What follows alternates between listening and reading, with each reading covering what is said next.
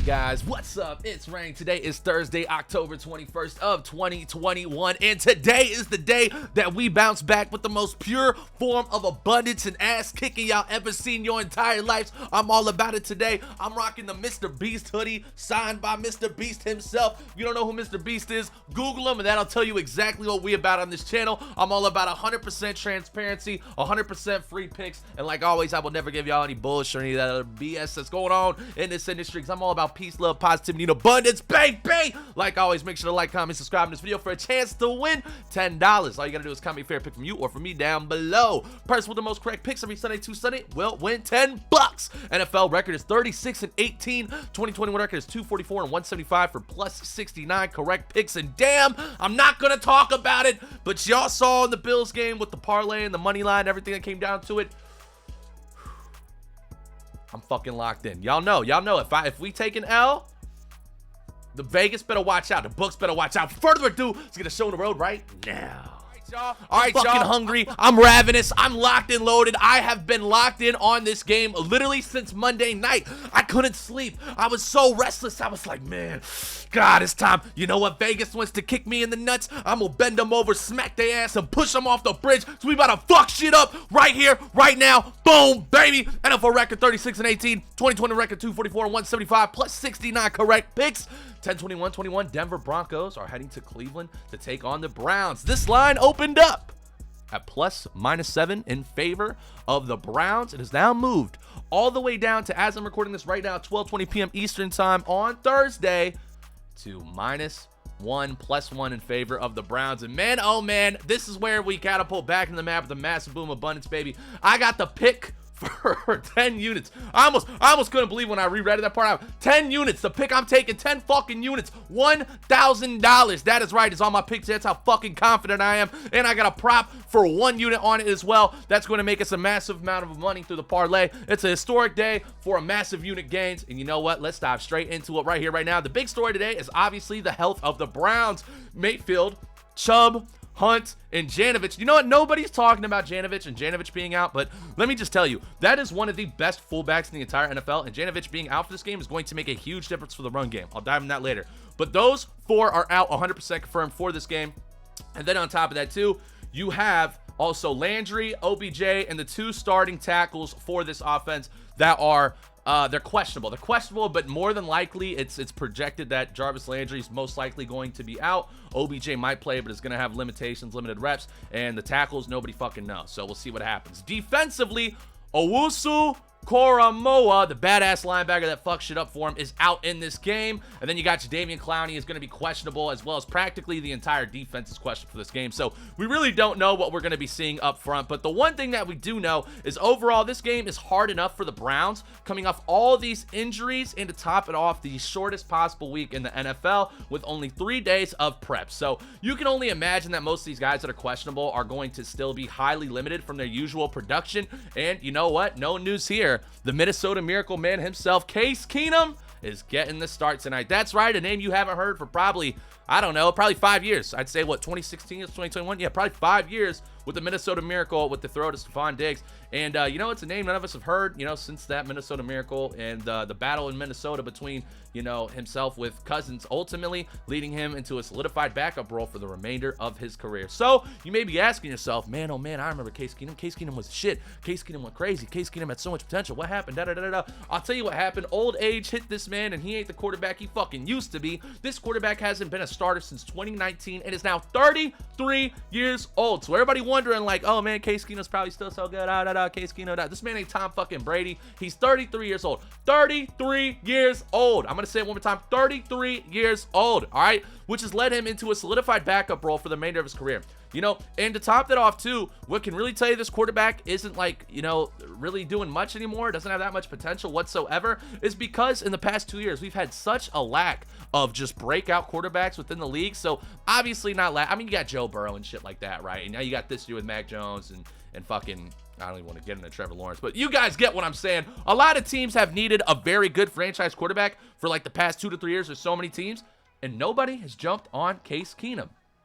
I'm just saying, something to think about, right? There's something that they know that we didn't know, because we all fucking forgot about him, and there's a reason why, because he's not very good anymore, and he's not going to be mobile at all. That was one of Case Keenum's kind of flaws back then, was he could run a bit and he could move a bit, but his passing is what made him so good. But being 33 years old, you gotta think 6 years later, there ain't no way in fucking hell he's gonna be able to move that much. And with 2 of your starting tackles being out today, your entire run unit, both starting running back, Chubb, Hunt, and your starting fullback all being out today, it's going to be really fucking hard to, obviously they're going to pass the ball. Like, I mean, you'd have to be a pretty dumb motherfucker to assume that they're going to try to pound the ball up front with fucking, you know, Case Keenum and no run game at all. But you know what?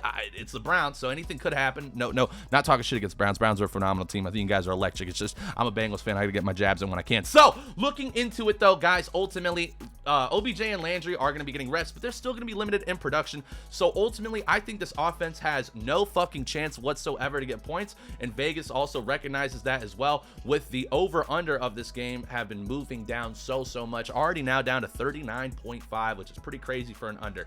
Now, let's just talk about the Broncos, okay? Let's talk about the Broncos, because they're going to be the key to this game. I'm being real.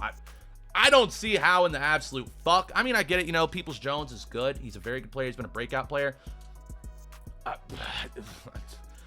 Fuck it. We're not even going to talk about it, man. Looking into the Broncos now, they're healthy for the most part. The only kind of concern that you could have right now is for Teddy Bridgewater having a bit of a foot injury, but, you know, he's going to play today. He was looking good. He had a couple limited practices, but he went full practice yesterday. So, you know, they should be doing well. And a big plus for them too is that this offense is going to be able to wear out this defense for the Browns over time due to the lack of production the Browns offense is going to have. I mean, bro, dude, the Broncos offense is fucking good, right? You have Teddy Bridgewater, who's playing very good this season. Besides last game, he's only thrown 4 picks the entire year, and 3 of those picks came in the last game against the Raiders, who the Raiders are still really fucking good. They are a really good team. And you know what? They hung in there. They hung in the majority game and are losing by 10, but it is what it is. I mean, you got Teddy Bridgewater, you got Melvin Gordon, you got Courtland Sutton, you got Noah Fant. That is a fucking electric, dynamic, very good offensive front. Then you got Tim Patrick, who's kind of bounced onto the scene now, is a very good target for Teddy Bridgewater as well. So, you know, they should be able to, even if they get stopped. So this is what I'm going to say. Even if the Broncos get stopped a lot by this, you know, fucking monstrous defensive line with Clowney, who may not even play. Myles Garrett obviously is I'm not even going to, you know, he's probably the best D lineman in the entire NFL. Maybe TJ Watt is there too, but you know, you got to give and take some stuff that you can. But ultimately though, like with I don't see their offense for the Browns being able to stay on the field. So I think this defense is going to be absolutely worn the fuck out. So probably a slow first quarter, but ultimately if the Broncos can just get up early, I'm talking like 10 points. If they can get like 10-0 by the end of the first half, this game's fucking over. It truly is fucking over. We're going to know probably by the end of the first quarter who's going to win this game, straight up. I don't see this being a shootout whatsoever. Either the Broncos are going to come out and they're going to perform how they performed all season long with the dynamic offense, or they're going to let the Browns hang in this game. The Browns are going to get stops. The Browns are going to get some lucky plays made by defense that are going to set up, you know, field goals. I mean, that's pretty much the only way. I don't see the Browns scoring touchdowns at all this game. But you know what? When you look at it, you know, Vegas obviously agrees too. The line opened up at +7 for the Broncos, and as of right now has already hit 1. So I expect it to, you know, end up being -1, -1.5 in favor of the Broncos by the time this game starts. But now to get into picks. If you followed me on Twitter, you've known my picks for this game since Tuesday, twitter.com/RainBets. I took Broncos money line when they were +3.5 Vegas would only give me +108 odds, by the way. So that ought to tell you a lot fucking right there. But I took it for 10 fucking units, $1,000 on Broncos money line today. I'm not fucking rich. I'm not rich at all. You know what I'm saying? But I'm all about that abundance, and I know when to hit a lick. And this is a time in life that you hit that motherfucking lick and you make them motherfuckers pay for even giving you the remote opportunity to not want to take money line for the Broncos here. 10 units off the bat. The Broncos beat the fuck out of the Browns today. They're healthy. The Broncos are electric right now. I mean, they're coming off a bit of a bad L, so it's giving them a little bit more value here. But ultimately, the Browns are a fucking dead beaten dog right now. And if they beat the Broncos, I vote that the Broncos franchise should be completely eliminated. Delete them. Move a fucking team to London. No, that's what you do. If the Broncos lose tonight, move the Broncos to fucking London. All right? I swear to God, I will print fucking shirts and everything. But if the Broncos win, the Broncos are one of the best teams in the NFL.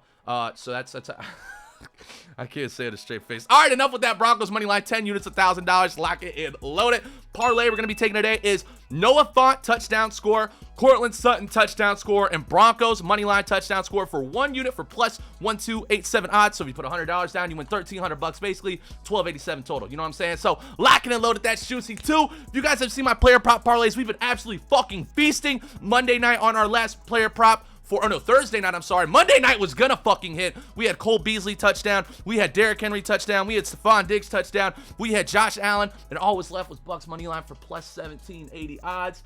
And Buffalo money line, and it didn't come through. But the Thursday before that, we had Leonard Fournette, 2 touchdowns. Leonard Fournette, rushing yards. And Buccaneers, minus 2.5. for like plus fucking 900 odds. So we ate on that one too. Long story short, I'm the fucking man with the plan. Y'all are the best community in the world, and today we beat the fuck out of Vegas and everybody else who doubted us. Y'all know the picks. I love y'all to death, and like always, like, comment, subscribe in this video. I will never make y'all pay for picks when you that bullshit. Hit me up on Twitter. Ask me questions. At Rain Bets. Hit me up. Let me know what y'all think. I love y'all. Let's make it fucking rain. Peace.